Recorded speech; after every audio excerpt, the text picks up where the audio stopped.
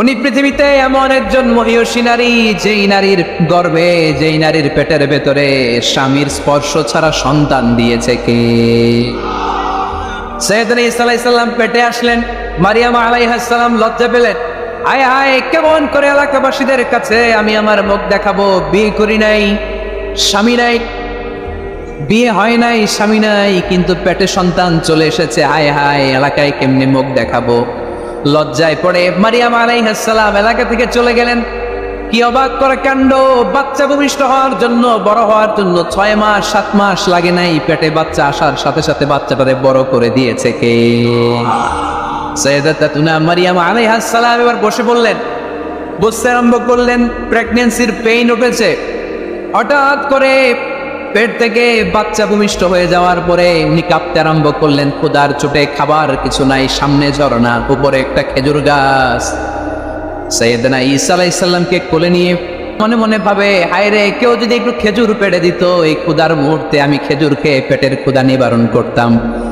রব্বুল আলামিন মারিয়ামকে উদ্দেশ্য করে আয়াত নাজিল করে দিলেন, ওয়া হুজ্জি ইলাইকি বিজিযিন নাখলাতি তুসাকিত আলাইকি রাতাবান জানিয়া। কোরআন সাক্ষী, হুজ্জি ইলাইকি বিজিযিন নাখলা, এর মানে হচ্ছে মারিয়াম, কেউ পেড়ে দিবে না, একটু কষ্ট করে হাতটা উঁচু করে খেজুরের ডালা ধরে ঝাঁকুনি মারো, টষ্ট সে কাঁচা পাকা খেজুর নিচের দিকে পড়বে, তারপর তুমি তুলে খাবে। সুবহানাল্লাহ পড়ে।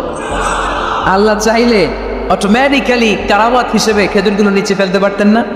কথাগণ, খেজুরগুলো অটোমেটিক্যালি নিচের দিকে পড়ছে? পরে নেই। আল্লাহ শিক্ষা দিয়েছে, যেই পরিস্থিতিতে থাকো না কেন, তোমাকে শ্রম ব্যয় করে কষ্ট করে তোমার উপার্জন করতে হবে, রিজিকের বন্দোবস্ত করতে হবে। চিল্লায় বলেন ঠিক কিনা? ইসলাম আমাদেরকে এটাই শিখিয়েছে, কাজে লজ্জা নাই।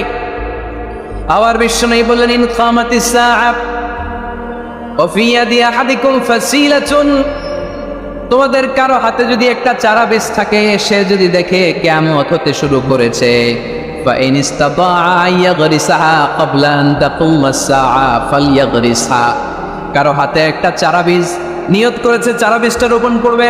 ইন দ্য মিন টাইম দেখলো কিয়ামত হতে শুরু করেছে, বিশ্বনবী বললেন, যদি তোমার সুযোগ থাকে কিয়ামত হওয়ার আগে চারা বীজটা রোপণ করে দাও। কথা বুঝতে পেরেছেন? আপনার হাতে একটা চারা বীজ, আপনি প্ল্যান করেছেন এই চারা বীজটা রোপণ করবেন। ইন দ্য মিন টাইম দেখলেন কি হওয়া শুরু হয়েছে? ইযা যুলজিলাতিল আরদু জিলজালাহা, দ্য বিগেস্ট আর্থকোয়েক, ভূমিকম্প শুরু হয়েছে, কিয়ামত হয়ে যাবে। বিশ্বনবী বললেন, কিয়ামত হইতেছে ওদিকে, আর তোমার হাতে যদি চারা বীজ থাকে, দেরি করো না, কিয়ামত তোমার কাছ পর্যন্ত আসার আগে সুযোগ পেলে চারা বীজটা রোপণ করে দাও। ইসলাম শিখিয়েছে শেষ নিঃশ্বাস পর্যন্ত তোমাকে লড়ে যেতে হবে। এই পৃথিবীতে কেউ কাউকে জায়গা করে দেয় না, জায়গা করে নিতে হয়। এই পৃথিবীটা, the life is not a bed of roses, এটা ফুল বিছানো কোনো ফুল সজ্জা নয়, এটা কণ্ঠকাকীর্ণ। কেউ আপনার স্পেস করে দিবে না, কেউ আপনাকে সুযোগ করে দিবে না, কেউ আপনার জায়গা করে দিবে না, বরং আপনি জায়গা করে নিলে টাইনা নিচে নামা। কথা বলেন। এজন্য কখনো অলসতাকে স্থান দেয়া যাবে। রাসূল বাত্তালি দুক্কানুশ শয়তান, অলস মস্তিষ্ক শয়তানের আড্ডা। অলস যদি কেউ থাকে, এটারে টেনে বেঁধে কাজে নামাবে, পারা যাবে? আমরা আজকে অলসতাকে নো বলে যাবে মাহফিল থেকে। অলসতাকে আমরা কি বলবো? আওয়াজ করে বলতে হবে। অলসতাকে কি বলবো আমরা? মুমিনের জীবনে কোনো অলসতা নেই। অলস হয় মুনাফিকরা। অলস হয় কারা? চিল্লায় বলতে হবে। মুমিনরা অলস হয়? অলস হয় কারা? এজন্য কোরআনে আল্লাহ একথাও বলে দিলেন, ওয়াইদা কামু ইলাস সালাতি কামু কুসালা ইউরাউনান নাসা ওয়ালা ইয়াযকুরুনাল্লাহা ইল্লা কালিলা। সুবহানাল্লাহ পড়ে। মুনাফিকরা যখন মানুষকে দেখানোর জন্য নামাজে যায়, ওই নামাজে তাদের ইখলাস নাই, ওই নামাজের ভেতরে তাদের কোনো খুশু খুদু নাই, ওই নামাজের ভেতরে আছে শুধু অলসতা। ওই নামাজে কি আছে? কিন্তু আমরা যখন নামাজে যাই, আমাদের অলসতা আছে? আমরা নামাজ পড়লে আমাদের হৃদয়টারে সজীব করে দেয় কে? আমরা ওযু করলে আমাদের মনটাকে চাঙ্গা করে দেয় কে? আমরা মসজিদে ঢুকলে হৃদয়টাকে প্রাণবন্ত করে দেয় কে? মুমিন তো নামাজে গেলে চাঙ্গা হয়, মুমিন ওযু করলে চাঙ্গা হয়। বিষ্ণু ঈসা ইসলাম বললেন, ইয়াকিদু শাইতানু আলা কাফিয়াতি রাসি আহাদিকুম ইদা নাম। চমৎকার একটা হাদিস। আমরা যখন ঘুমোতে যাই, শয়তান আমাদের প্রত্যেকের মাথার পিছনে 3টা অলসতার গিট মারে। কয়টা? আওয়াজ করে বলেন। 3টা অলসতার গিট মারে। ইয়াকিদু শাইতানু আলা কাফিয়াতি রাসি আহাদিকুম সালাসা হুকা। 3টা গিট মারে যখন আমরা ঘুমোতে যাই। অলসতার 3টা গিট মেরে আমাদের কানের সামনে এসে ফিসফিস করে মন্ত্র পড়তে থাকে, আলাইসা লাইলুন তাওয়ীলুন ফারকুদ, আলাইসা লাইলুন তাওয়ীলুন ফারকুদ। বিশাল লম্বা রাত, ঘুমাও, অনেক সময় আছে, ঘুমাও। রাত 5টা বেজে যাচ্ছে, তাহাজ্জুদের সময় শেষ হয়ে যাচ্ছে, তখনও শয়তান বলে রাত অনেক লম্বা, ঘুমাও। ফজরের সময় পার হয়ে যাচ্ছে, সূর্য উঠে যাচ্ছে, শয়তান বলে আলাইসা লাইলুন তাওয়ীলুন ফারকুদ, এখনো অনেক সময় আছে, লম্বা লম্বা লম্বা চৌড়া রাত পড়ে আছে, তুমি ঘুমাও। বিশ্বনবী বললেন ফাইনিস্তাইকাযা ওয়া যাকারাল্লাহ ইনহাল্লাল উকদা। আমার উম্মতের কেউ যখন ঘুম থেকে জেগে ঘুম থেকে ওঠার দোয়া পড়া শুরু করে দেয়, অলসতার প্রথম গিটটা সাথে সাথে খুলে দেয় কে? আপনি ঘুম থেকে উঠেই যখন ঘুম থেকে ওঠার দোয়া পড়বেন, আপনার অলসতার প্রথম গিট খুলে দেয় কে? ঘুম থেকে ওঠার দোয়াটা কি? আলহামদুলিল্লাহিল্লাযী আহইয়ানা বা'দা মা আমাতানা ওয়া ইলাইহির নুশুর। প্রশংসা সে আল্লাহ, যে আল্লাহ আমাদেরকে লম্বা একটা ঘুম শেষে, মৃত্যু শেষে আমাদেরকে ঘুম থেকে উঠালেন। এই দোয়াটা পড়ার সাথে সাথে শয়তান যে 3টা গিট মারছে, ওই 3টার একটা খুলে দেয় কে? Fine তাওয়াদ্দা in হাল্লাত উকদা। ঘুম থেকে জেগে ঘুমের দোয়া পড়ার পরে যখন কেউ ওযু করে ফেলে, অলসতার দ্বিতীয় গিটটাও খুলে দেয় কে? ওযু করার পরে ফাইন সাল্লাতিন হাল্লাত উকদা, নামাজের মুসল্লায় দাঁড়িয়ে যখন নামাজ শুরু করে দেয়, অলসতার 3 নাম্বার গিটটাও খুলে দেয় কে? 3টা গিট যখন খুলে দেয়, বিষ্ণু ইসলাম বললেন ফাসবাহা নাশীতাল কলব। নাশীত, তখন মুমিন বান্দা সজীব হয়ে ওঠে, প্রাণবন্ত হয়ে ওঠে, উচ্ছ্বসিত হয়ে ওঠে। ওয়া ইল্লা হাবিসান নাফসি কাসলান, আর যদি ঘুমিয়ে থাকে, 3টা গিট তার মাথার পেছনে শয়তানের অলসতার লেগে থাকে, তাহলে তার দিনটা শুরু হয় অলসতা দিয়ে, আর সে হয় অলসতার রাজা। চিল্লা এখন ঠিক কিনা? এই জন্য আমরা কি অলস হতে চাই না কর্মঠ হতে চাই? কোন নবীরা কি অলস ছিলেন? পৃথিবীতে কোন নবী অলস ছিলেন? সব নবী কর্মঠ ছিলেন। বিষ্ণু ইসলাম বললেন মা বাআসাল্লাহু নাবিয়্যান ইল্লা রাআল গানাম। এই পৃথিবীতে এমন কোন নবী নাই যেই নবী বকরি চড়ায় নাই। কি চড়ায় নাই? বকরিরে আপনারা লক্ষ্মীপুরের ভাষায় কি বলেন? কি বলেন? ছাগল। তো পৃথিবীতে এমন কোন নবী নাই যেই নবী কি চড়ায় নাই? ছাগল চড়ায় নাই। সাহাবারা বললেন ইয়া রাসূলুল্লাহ আনতা কাযালিক, আপনিও ছাগল চড়াইছেন? বিষ্ণু ইসলাম বললেন না, আমিও ছাগল চড়িয়েছি। ওয়া ইন্নী আরাআহা আলা কারারাইতি আহলি মক্কা, আমি তো মক্কাবাসীদের অল্প কিছু পয়সার বিনিময়ে তাদের ছাগলগুলোকে চড়িয়ে দিতাম। সুবহানাল্লাহ পড়বেন না? বিষ্ণু ইসলাম ছাগল চড়াতে। ছাগল চড়ানো সহজ কাজ না কঠিন কাজ? কেন কঠিন এটা? হ্যাঁ, টেরা খুঁটি মারে। হ্যাঁ, কি করে? বসে থাকতে হয়। তো ছাগল যারা পালে তারা জানে ছাগল পালা কত কষ্ট। ওরা ডানে টান দিলেও কই যায়? রশি ধরে বায়ে টান দিলে কই যায়? সামনে টানলে কই যায়? পিছনে টানলে কই যায়? সারা সপ্তাহ আপনি সময় পান না এটারে গোসল করাবেন। ভাবলেন আজকে জুমার দিন আমি গোসল করি, এটারও গোসল করাই। এটারে আপনি পুকুর ঘাটে নিবেন, টান দিয়েছেন, ওর বাপের কিরা ও 1 ইঞ্চিও সামনে যাবে, ঠিক কি না? এই টেরা প্রাণী আল্লাহর কি প্রতিমা! আল্লাহ তাআলা পৃথিবীর সবচেয়ে শ্রেষ্ঠতম মানুষদেরকে ছাগল চড়িয়ে ছেড়েছেন, ঠিক কিনা? মা বাআসাল্লাহু নাবিয়্যান ইল্লা রাআল গানাম। এই পৃথিবীতে এমন কোন নবী ছিল না যে নবীরা ছাগল চড়ায় নাই। আল্লাহ বুঝাতে চাইলেন ছাগল চড়ানো অনেক কষ্টের কাজ, অনেক ধৈর্যের প্রয়োজন। এখন নবীরা তোমরা ছাগল চড়াও, কিছুদিন পর ছাগলের চেয়েও টেরা জাতি মানুষ চড়াইতে হবে। মানুষের মধ্যেও টেরা আছে না নাই? ভালো বললে ভালোটা বুঝে না, ডানে যেতে গেলে বায়ে যায়, বায়ে যেতে বললে ডাইনে যায়, এরকম আছে না নাই? সম্মানিত ভাইয়েরা, সমস্ত আম্বিয়া আলাইহিমুসসালাম ওনারা কর্মঠ ছিলেন। সাইয়েদনা আদম আলাইহিস সালাম নিজ হাতে চারা গাছ রোপণ করে চাষাবাদের কাজ করেছেন। সুবহানাল্লাহ পড়েন। সাইয়েদনা ইব্রাহিম আলাইহিস সালাম চাষাবাদের কাজ করেছেন। সাইয়েদনা দাউদ আলাইহিস সালাম নিজ হাতে যুদ্ধের জন্য যে পোশাক পরতে হয়, যেটা পরলে গায়ের মধ্যে ছুরি মারলেও ঢুকে না, ওই শিরস্ত্রাণ বানিয়েছেন, নিজ হাতে তলোয়ার বানিয়েছেন। সুবহানাল্লাহ পড়েন। সাইয়েদনা মুসা আলাইহিস সালাম ছাগল চড়িয়েছেন। সাইয়েদনা মুসা আলাইহিস সালামের মেজাজ নরম না গরম? নবীদের মধ্যে সবচাইতে বেশি মেজাজওয়ালা নবী ছিলেন মুসা আলাইহিস সালাম। উনিও 8 থেকে 10 বছর সাইয়েদনা শুআয়ব আলাইহিস সালামের এরিয়াতে ছাগল চড়িয়েছেন। চিল্লাই বলেন সুবহানাল্লাহ। এজন্য নবীরা যেহেতু কাজ করেছেন, কর্মঠ ছিলেন, আমরাও কর্মঠ হব, ঠিক কিনা? সাহাবারাও কর্মঠ ছিলেন, বিশ্বনবীর সাহাবারাও ব্যবসা করতেন। সাইয়েদনা আবু বকরের বিশাল ব্যবসা প্রতিষ্ঠান ছিল। সুবহানাল্লাহ পড়েন। আপনারা হজ উমরা করেছেন কে কে দেখি? করছেন? মাশাআল্লাহ। যারা করে নাই আল্লাহ তাদেরকে আল্লাহর কবর জিয়ারতে তুমি নসিব করো। বিশ্বনবীর মাকবরার সামনে দাঁড়িয়ে আমরা যেন সালাম পেশ করতে পারি, তুমি নসিব করো। বাইতুল্লাহ শরীফে এবং মসজিদ নববীতে আমরা যেন সালাত আদায় করতে পারি, আল্লাহ তুমি নসিব করো। সাইয়েদনা আবু বকর রাদিয়াল্লাহু তাআলা আনহুর ব্যবসা প্রতিষ্ঠান ছিল মক্কা কাবাঘরের পাশেই। ওনার ব্যবসা প্রতিষ্ঠানগুলো যেখানে ছিল ঠিক ওইখানেই সৌদি সরকার এখন শপিং মল বানিয়ে দিয়েছে, মসজিদ আবু বকর। মক্কা শহরের যেখানে বহিরাগতরা এসে ওখানে ছাগল, ওখানে ঘোড়া, উট এগুলো রাখতো, আস্তাবল রাখতো, ঘোড়া আর উট যেখানে রাখা হতো ঠিক ওই জায়গায় সৌদি সরকার ওটার পার্কিং লট বানাই দিচ্ছে। যেইখানে আগে সাহাবাদের ব্যবসার জায়গা ওইখানে বর্তমানে শপিং মল। যেইখানে আগের সময়কাল সাহাবারা উট আর ঘোড়া রেখে বাঁধতো ওইখানে এখন গাড়ি ঘোড়া রাখার ব্যবস্থা করা হয়েছে। সাইয়েদনা আবু বকর অনেক বড় ব্যবসায়ী ছিলেন। ওনার নিজ টাকা দিয়ে হাবাসা থেকে আসা সাইয়েদনা বেলালকে তিনি 20,000 স্বর্ণ মুদ্রা দিয়ে উমাইয়া ইবনে খালাফের কবল থেকে তিনি মুক্ত করেছেন।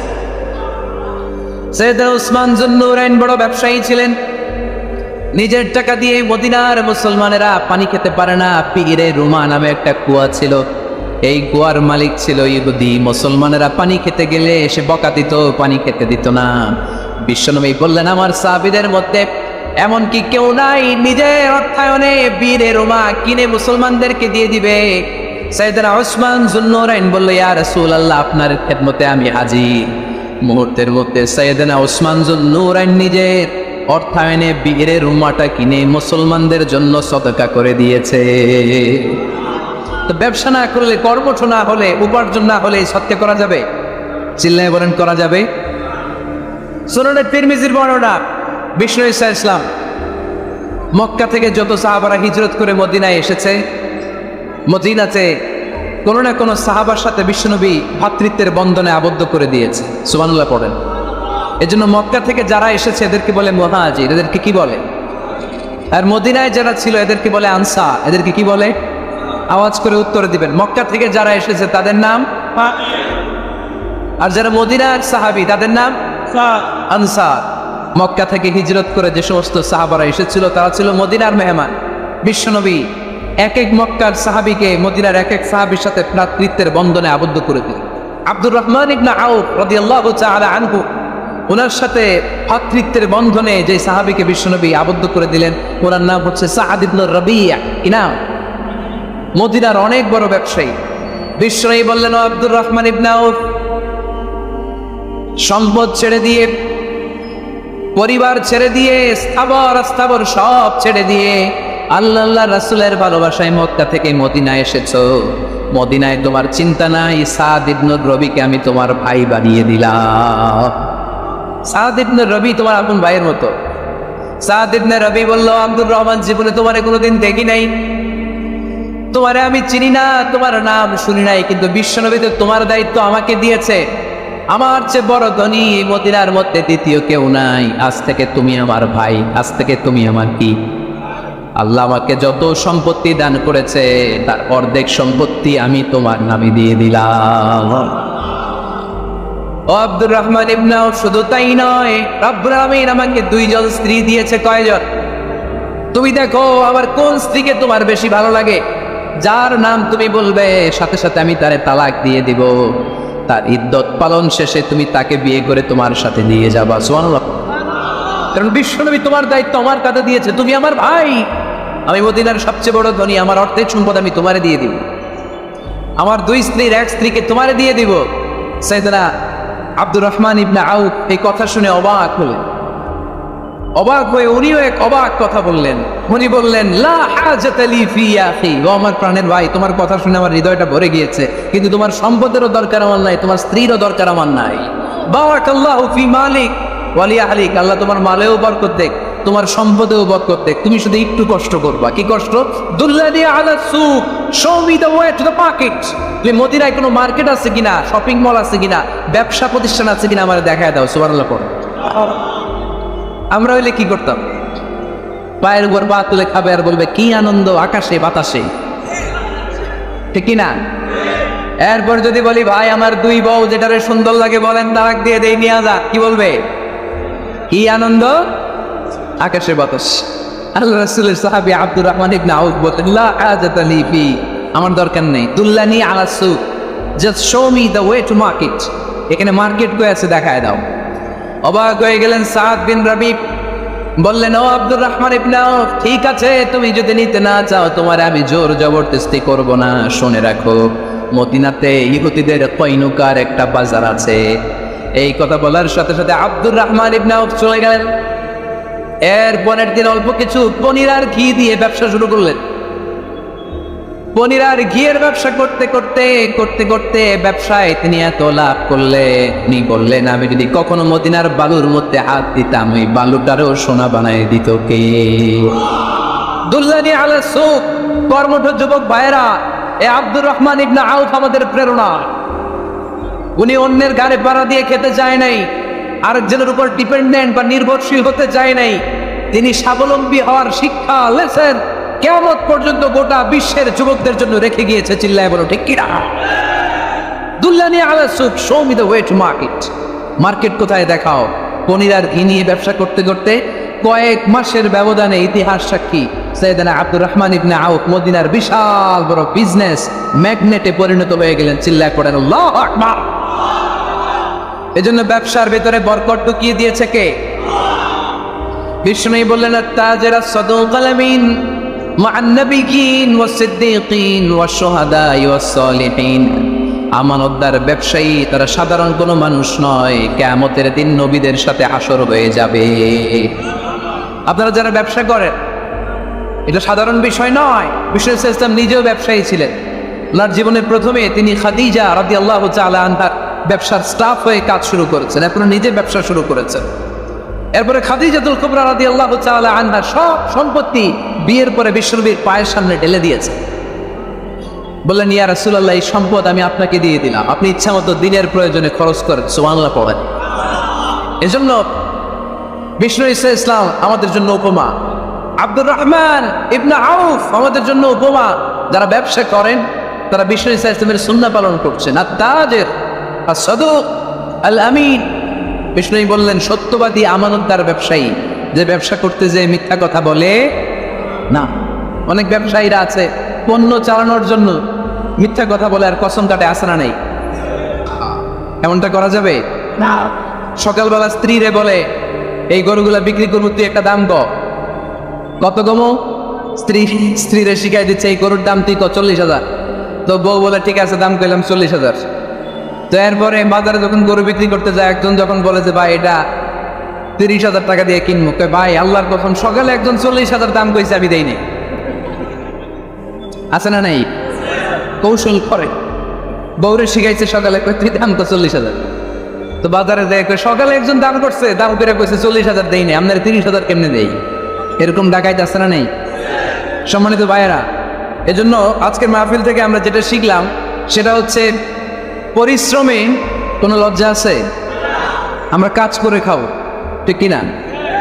Never under estimate any job. যুবক ভাইয়েরা শুনতেছ? এরকম আওয়াজ করতে হবে, কান খাড়া করে শুনো। Never under estimate any job. কোনো চাকরিকে ছোট করে দেখা যাবে, whether it's small or big, you don't care. এটা কেয়ার করা যাবে না। ছোট্ট চাকরি পাইলেই ঢুকে যাবা, বড় অফার আসলে পরে ঢুকবা। এটা ছোট কাজ, এটা হোটেলের ওয়েটার, এটা ছোট্ট স্টাফ, এটা কেরানি না। কাজ কাজই, কাজের মধ্যে কোনো ছোট বড় নাই। খেটে খাওয়া মানুষকে বিশ্বনবী অনেক সম্মান করতেন। বিষ্ণু ইসলাম খেটে খাওয়া মানুষদেরকে এত ভালোবাসতেন, বিদায় হজের মতো এত গুরুত্বপূর্ণ ভাষণও এই মেহনতি মানুষদের কথা বাদ যায়নি। সুবহানাল্লাহ পড়বেন না? দিনটা ছিল জুমাবার। বিষ্ণু ইসলাম আরাফাতের ময়দানে দাঁড়িয়ে ঐতিহাসিক একটা ভাষণ দিলেন। এই ভাষণের নাম হলো বিদায় হজের ভাষণ। এই বিদায় হজের ভাষণেও খেটে খাওয়া মানুষের কথা বিশ্বনবী বাদ দেয় নাই। বিশ্বনবী বলেছেন, আরিক্বাকুম, খবরদার, অধীনস্থ কর্মচারীদের সাথে খারাপ আচরণ করো না। আতইমুহুম মিম্মা তাকুলুন ওয়াকসুহুম মিম্মা তালবিসুন, খবরদার, মনে রেখো, তোমরা যা খাবে তোমাদের অধীনস্থ কর্মচারীদেরও তা খাওয়াবে, তোমরা যা পড়বে তাদেরও তা পড়াবে। বিশ্বনবী শেষ নিঃশ্বাস ত্যাগ করে যাওয়ার আগে যেই কয়েকটা কথা বলেছিলেন তার মধ্যে মেহনতি মানুষদের জন্য কথা আছড়াই। বিষ্ণু ইসলাম যখন শেষ নিঃশ্বাস ত্যাগ করবেন তিনি বলেছিলেন, আসসালাত আসসালাত, উম্মতেরা, নামাজ নামাজ নামাজ ছেড়ে দিও না, নামাজ তরক করো না, নামাজ কাজা করো না। আর বলেছিলেন, ওমা মালাকাত আইমানুকুম, অধীনস্থ কর্মচারীদের সাথে খবরদার খারাপ আচরণ করো না। যারা কর্মচারীদের সাথে খারাপ আচরণ করে, যারা মানুষের কাছ থেকে শ্রম নিয়ে কাজ করিয়ে টাকা দেয় না, কিয়ামতের দিন তাদের বিরুদ্ধে মামলা দায়ের করবে কে? কে করবে? হাদিসে কুদসি সাক্ষী বিষ্ণু ইসলাম বলেন, আল্লাহ তাআলা ফরমান, আনা খাসমুহুম সালাসাতুন আনা খাসমুহুম ইয়াউমাল কিয়ামা। তিন শ্রেণীর ব্যক্তির বিরুদ্ধে আল্লাহ বলেন, আমি নিজেই কিয়ামতের দিন মামলা দায়ের করব। I will be against them in the day of judgment. Three categories of people, I will be against them in the day of judgment. তিন শ্রেণীর লোক কিয়ামতের দিন তারা ছাড় পাবে না। আল্লাহ বলেন, আমি নিজেই তাদের বিরুদ্ধে মামলা দায়ের করব। এর মধ্যে এক শ্রেণীর লোক হচ্ছে রাজুলুন ইস্তাজারা জিরান ফাস্তাউফা মিনহু ওয়া লাম ইয়াতি আজরা। একজন শ্রমিক ভাড়া করে তার কাছ থেকে কাজ নিয়েছে কিন্তু তার পারিশ্রমিক আদায় করে নাই। এরকম আছে না নাই? দাপট দেখায় ইউনিভার্সিটির ক্যান্টিনগুলোতে, ইউনিভার্সিটির ক্যান্টিনে যে খায় মাগার বিল দেয় না, এরকম ডাকাইত আছে না নাই? চায়ের দোকানে চা খায় একে পরে দিব, বিল দেয় না, আছে না নাই? দোকানে যে পণ্য কিনে বিল দেয় না, পরে দিব, আছে না নাই? কিয়ামতের দিন আল্লাহ করে মাস্তানি ছুটাবে, চিল্লা এখন ঠিক কিনা? আনা খাসমুহুম, আমি নিজেই তাদের বিরুদ্ধে মামলা দায়ের করব। কথাটা কার? এজন্য বিশ্বনবী বললেন, খবরদার, মেহনতি মানুষ, খেটে খাওয়া মানুষ, এদের দোয়া কবুল হয়ে যায়। আতুল আজিরা আজরাহু ক্বাবলা ইয়াজিফা আরাকুহু, খবরদার, বিশ্বনবী বললেন, শ্রমিকের ঘাম শুকিয়ে যাওয়ার আগে তাদের পারিশ্রমিক মিটিয়ে দাও। বিশ্বনবীর বিখ্যাত হাদিস, আতুল আজিরা আজরাহু ক্বাবলা ইয়াজিফা আরাকুহু, শ্রমিকের ঘাম মাটিতে লাগার আগে, শুকিয়ে যাওয়ার আগে তাদের পারিশ্রমিক মিটিয়ে দাও। কেননা তারা যদি বদদোয়া করে তোমার জীবনরে জাহান্নাম বানিয়ে দিবে কে? বিষ্ণু ইসলাম সব সময় খেটে খাওয়া মানুষদেরকে আগলে রাখতেন। সব সময় শুধু যে ভাষণে মেহনতি মানুষদের সাথে ভালো আচরণ করতে বলতেন, শ্রমিকদের সাথে ভালো আচরণ করতে বলতেন, এমন যে নয়, ওনার ব্যক্তিগত জীবন ঘাটলেও দেখা যায় উনি শ্রমিকদের সাথে কেমন আচরণ করেছেন। বিষ্ণু ইসলামের একজন খাদেম ছিল, আপনারা তার নাম জানেন? কি নাম? সবাই বলেন। আনাস। আওয়াজ করে বলেন, বিশ্বনবীর খাদেমের নাম? নামটা কেমন লাগে? ভালো লাগে? ছেলে হইলে রাখবেন তো? রাখবেন? অনেকে আমার জিজ্ঞেস করে যে আমার একটা ছেলের নাম বলে দেন। এই এলাকার যদি কারো সম্ভাব্য আগন্তুক 1 মাস পরেই ছেলে পৃথিবীতে আসবে, এর নাম রাখবেন আনাস। নাম কি রাখবেন? খাদিমু রাসূলিল্লাহ, আল্লাহ রাসূল সাল্লাল্লাহু আলাইহি ওয়াসাল্লামের খাদেম। এই খাদেমের কাছ থেকে একটু শোনেন ওনার মালিক কেমন ছিল, শুনবেন নাকি কষ্ট হচ্ছে? সম্মানিত ভাইয়েরা, খেয়াল রাখবেন, কোন পীর সাহেবের ব্যাপারে যদি আপনি রিপোর্ট চান, পীর সাহেবের বউয়ের কাছ থেকে শুনবেন। কথা কয় না, বোঝে নাই বোধ হয়। একজন পীর সাহেব হুজুর উনি কেমন, রিপোর্ট নেবেন কার কাছ থেকে? কার কাছ থেকে? বউয়ের কাছ থেকে। একজন বড় সাহেব, বড় নেতা, তার ব্যাপারে যদি রিপোর্ট পেতে চান, আমি কয়েকটা জায়গা বলতে, এই জায়গাগুলো থেকে রিপোর্ট নেবেন। 1 নাম্বার তার ড্রাইভার, 1 নাম্বার। 2 নাম্বার তার বাড়ির দারোয়ান, 2 নাম্বার। 3 নাম্বার তার খাদেম, 3 নাম্বার। 4 নাম্বার তার ঘরের কাজের মেয়ে, 4 নাম্বার। এদের কাছ থেকে আসল রিপোর্ট পাওয়া যায়, ঠিক কিনা?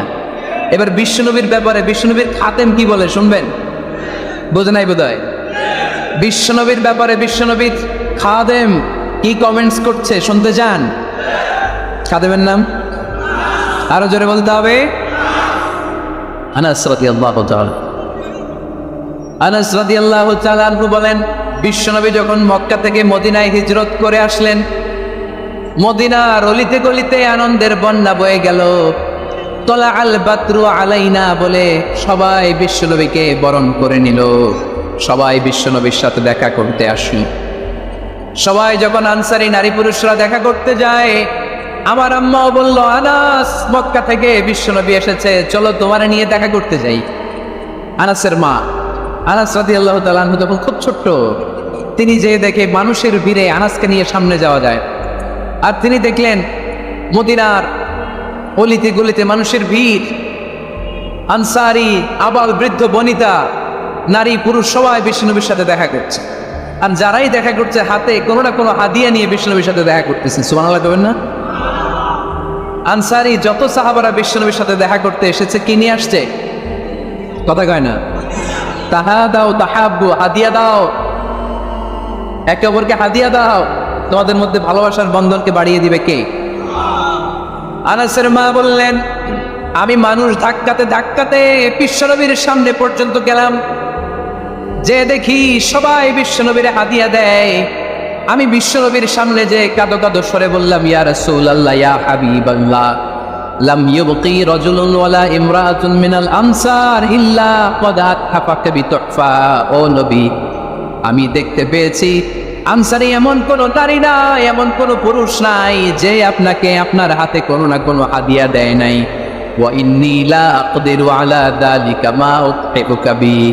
কিন্তু ইয়া রাসূলুল্লাহ, ইয়া হাবিবাল্লাহ, আমার কাছে তো কোনো টাকা নাই, আমার কাছে কোনো পয়সা নাই, আমার ঘরে এমন কোনো জিনিস নাই যেই জিনিসটা আমি আপনারে হাদিয়া দেব। ইল্লা ইবনি আদা, আমার এই নাড়ছেড়া ধন কলিজার টুকরা সন্তান আনাস ছাড়া।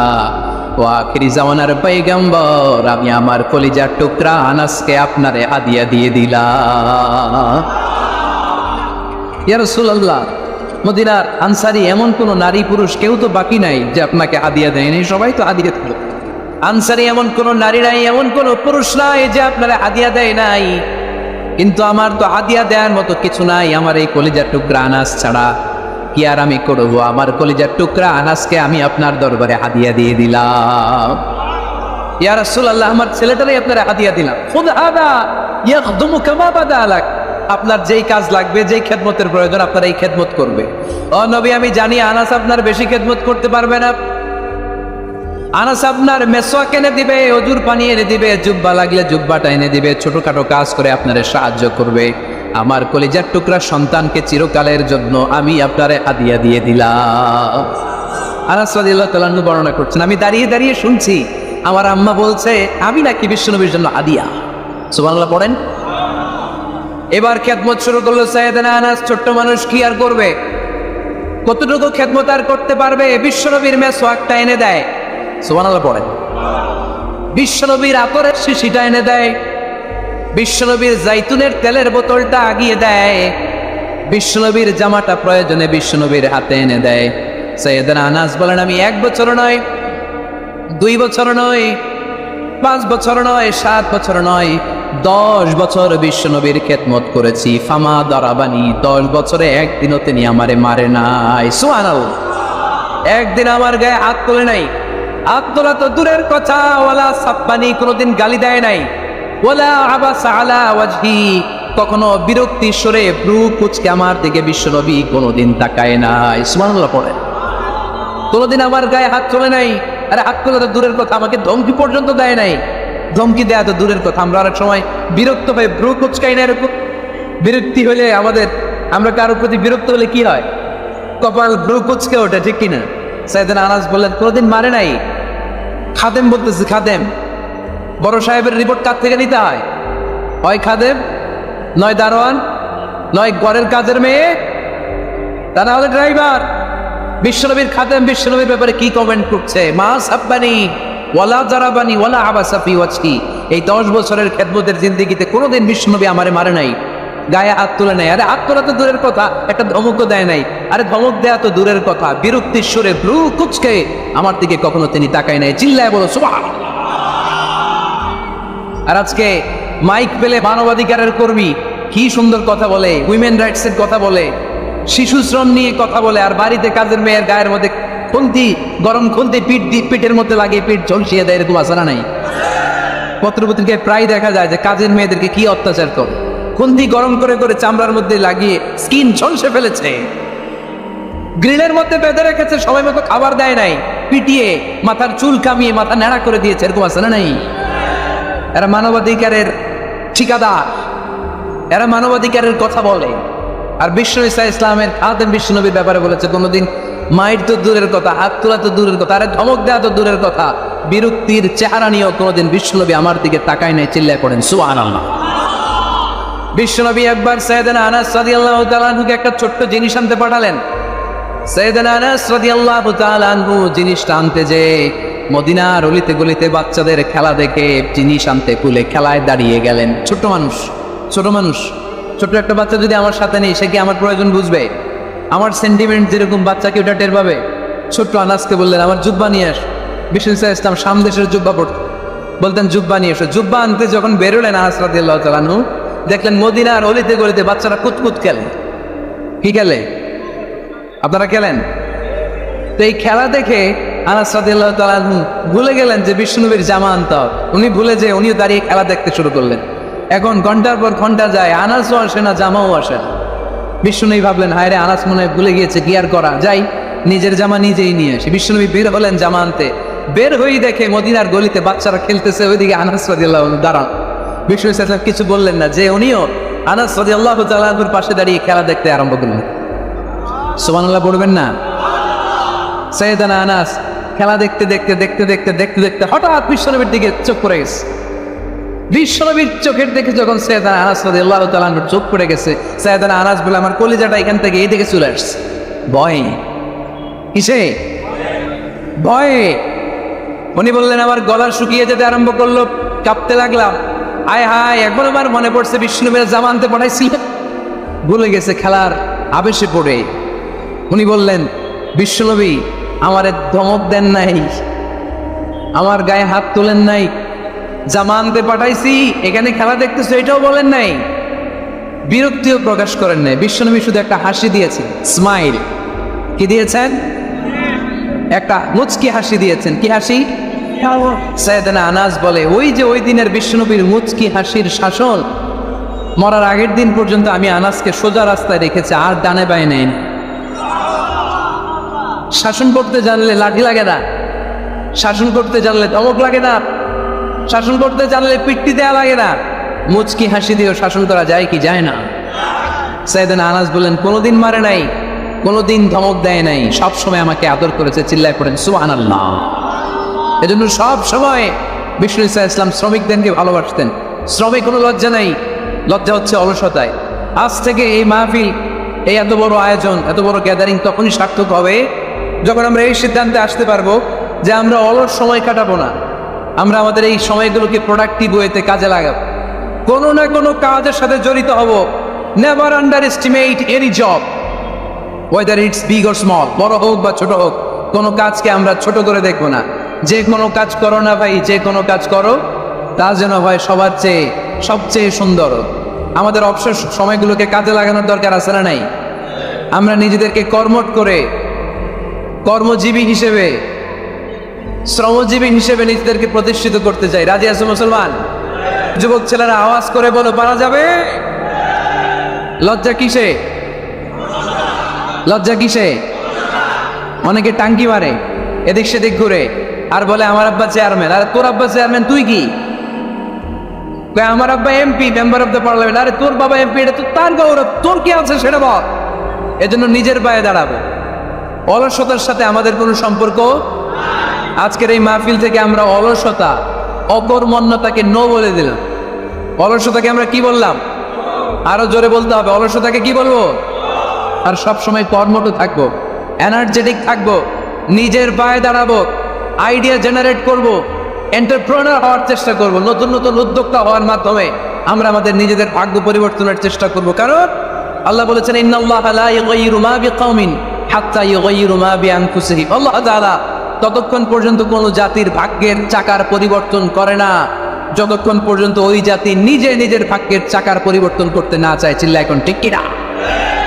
লাকাদ খালাকনাল ইনসানা ফি কাবাদ। আমি মানব জাতিকে কষ্ট সহিষ্ণু আর কর্ম সহিষ্ণু করে তৈরি করেছি। স্রষ্টা আমাদেরকে সৃষ্টি করে এক সংগ্রামে ঠেলে দিয়েছে এখানে সংগ্রাম না করলে বেঁচে থাকা যায়? আমাদের সংগ্রামটা শুরু হয়েছে যখন আমরা মায়ের পেট থেকে বেরিয়েছি, ঠিক কিনা? একটা বাবার স্পার্মের মধ্যে 2 কোটি যদি শুক্রাণু না থেকে সেখান থেকে সন্তান হয় না। তার মানে এই 2 কোটি শুক্রাণুর মধ্য থেকে আপনি একজন সফল মানুষ, যিনি বাকি 2 কোটির মধ্যে থেকে সব শুক্রাণুগুলোকে হারিয়ে আপনি সফল হতে পেরেছেন। সেখান থেকে দুনিয়ার বুকে আপনি যখন এসেছেন আপনাকে সংগ্রাম করে আসতে হয়েছে। যারা সিজারের মাধ্যমে পৃথিবীতে আসে তাদের এই সংগ্রামটা থাকে না, কিন্তু যারা নর্মাল প্রসেসে পৃথিবীতে আসে তাদের প্রচণ্ড সংগ্রাম করে প্রচণ্ড চাপা খেয়ে পৃথিবীতে আসতে হয়, ঠিক কিনা? কারণ আমাদের সাইজ ছিল অনেক বড়, আমাদের মায়ের যে অঙ্গটা দিয়ে আমরা পৃথিবীতে আসব ওই জায়গাটা ছিল খুবই সরু। আমাকে সংগ্রাম করে, আমাকে যুদ্ধ করে, আমার নিজের অস্তিত্বের প্রমাণ দিয়ে চিৎকার মেরে এই পৃথিবীতে আসতে হয়েছে। চিল্লায় বলো ঠিক কিনা? এজন্য এই পৃথিবীর বুকে আমরা যতদিন থাকবো সংগ্রাম করে বাঁচতে হবে, ঠিক কিনা? পরিশ্রমে লজ্জা আছে? লজ্জা কিসে? মনে থাকবে ছেলেরা, যে আয়াত দিয়ে শুরু করেছি সে আয়াত দিয়ে শেষ করছি। যখন সালাতের সময় হয় মসজিদে যাব, আর সালাত যখন শেষ হয় তখন মসজিদের বাইরে আমরা কাজে নেমে পড়বো। রাজি আছি তো?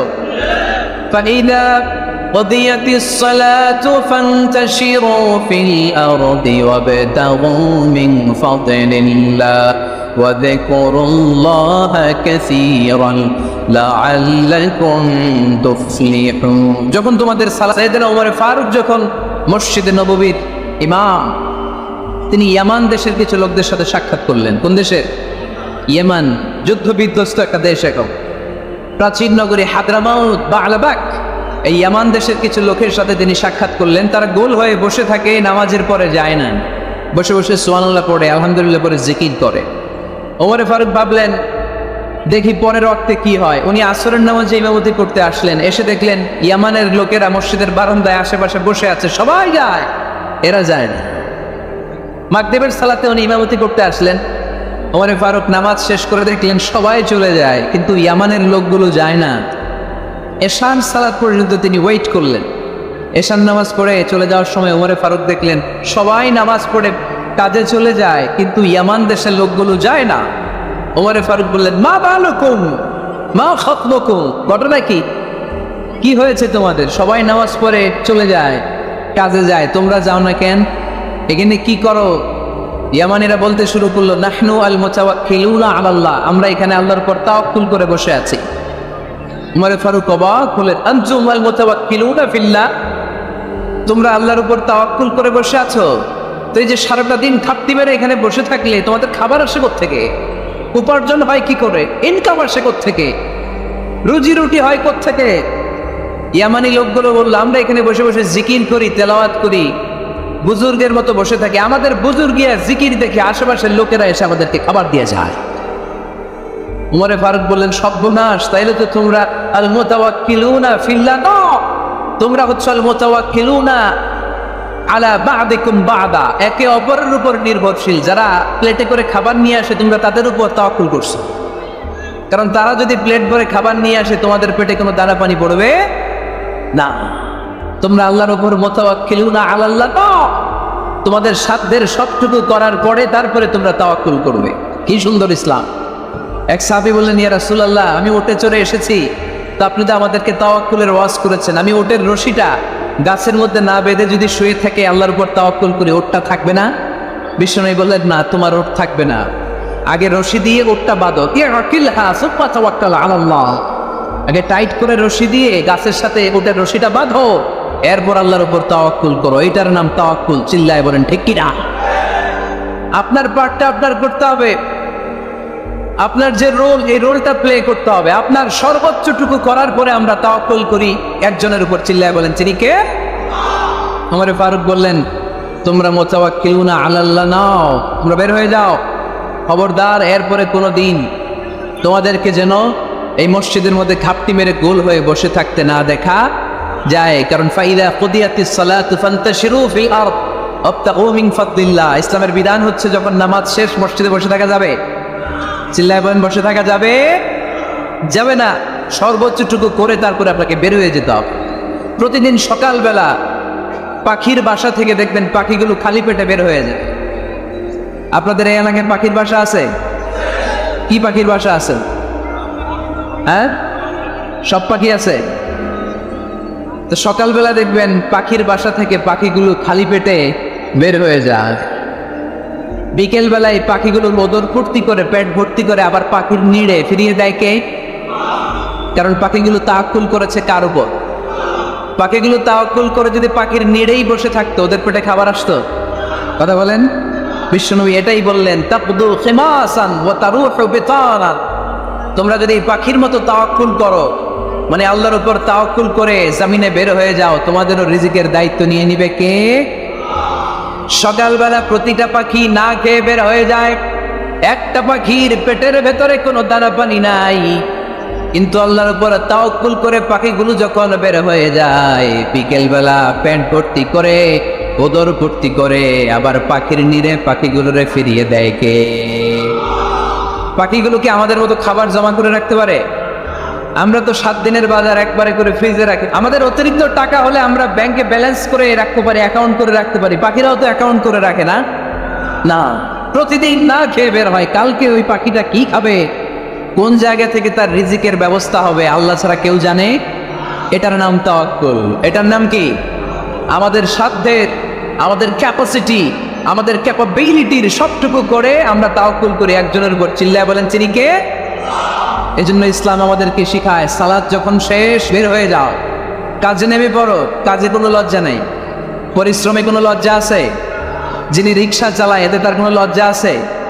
দিনমজুর, কুলি, ঠেলা গাড়ি চালায়, ছোট্ট ব্যবসা করে, এতে কোনো লজ্জা আছে? লজ্জা নাই। খেয়াল রাখবেন, লজ্জা হচ্ছে অলসতায়। লজ্জা কিসে? বিষ্ণু ঈসা ইসলাম বলেছেন, মা আকালা আহাদুন তাআমান কাত্তু খায়রুম মিন আইয়াকুলা মিন আমালি ইয়াদি।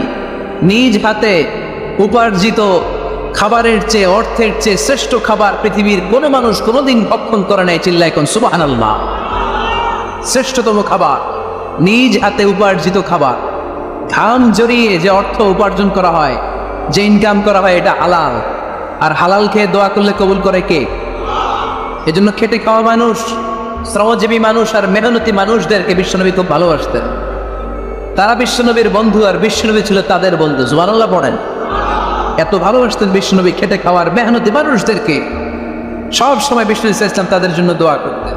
এই জন্য যারা খেটে খায় তারা কপালওয়ালা, তারা মুস্তাজাবুদ দাওয়া। তারা কি?